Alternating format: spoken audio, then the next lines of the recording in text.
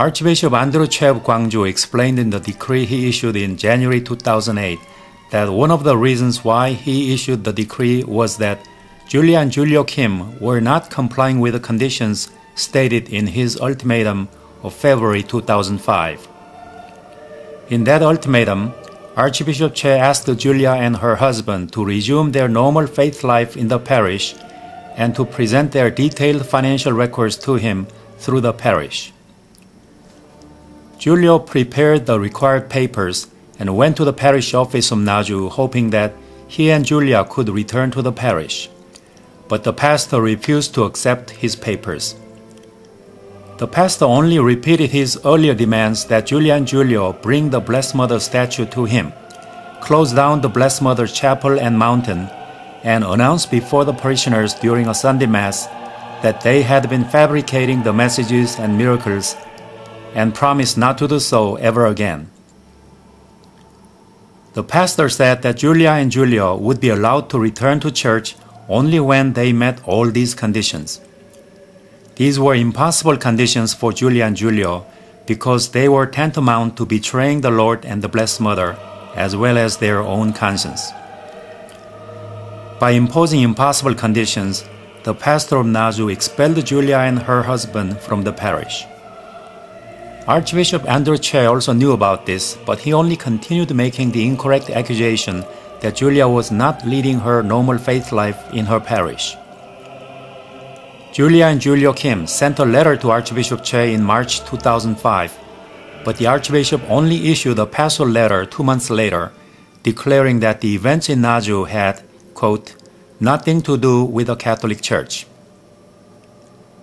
In his decree of January 2008, Archbishop Andrew Che also accused Julia and her supporters of announcing the construction of the basilica requested by Our Lady and collecting money.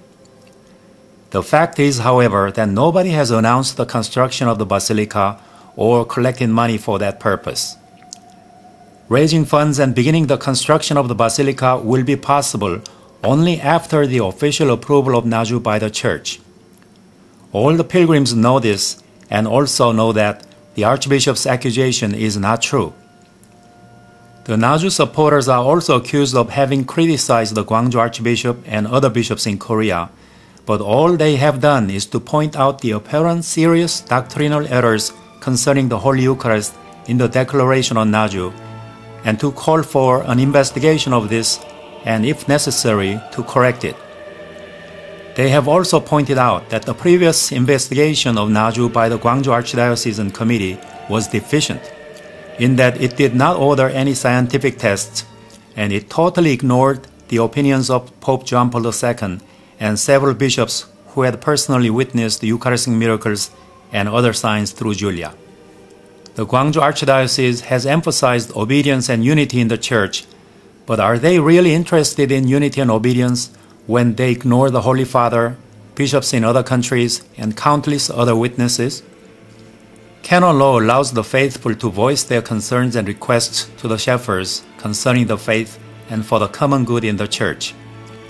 The supporters of Naju know that they have the obligation to obey their bishops and priests, but they also know that this teaching authority in the Church is an instrument for defending and promoting God's truth and is not above the truth, as clearly taught in the Catechism of the Catholic Church. True unity in the Church is possible only when it is based on the truth. Unity that stands on errors is not true unity and will not be pleasing to God. As the Kwangju Archbishop's decree of January 2008 distorts the facts of Naju and is based on the declaration, which seems to contain serious errors on the Holy Eucharist, the validity of this decree is in serious doubt. The decree also fails to conform to the following canon law. A legislator is not to threaten automatic penalties, unless perhaps against certain particularly treacherous offenses, which either can result in more serious scandal or cannot be effectively punished by means of inflicted penalties. A legislator is not to establish censures, especially excommunication, except with the greatest moderation and only for more serious offenses. Father Aloysius Hongbin-chang. I saw the Blessed Mother's tears in Naju for the first time in 1991 and experienced a profound conversion.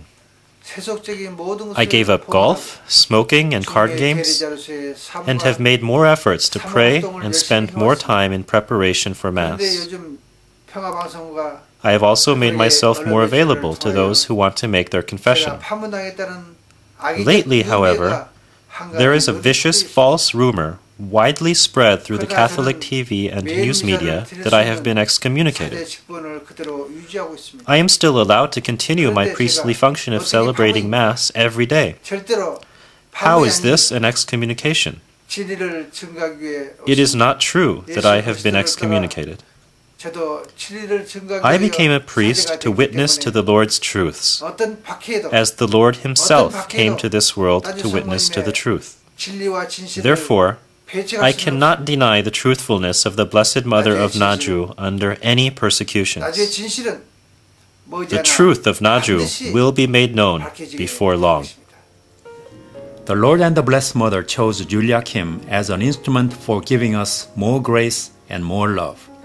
Naju is truly a holy place where we carry the cross following the Lord and the Blessed Mother.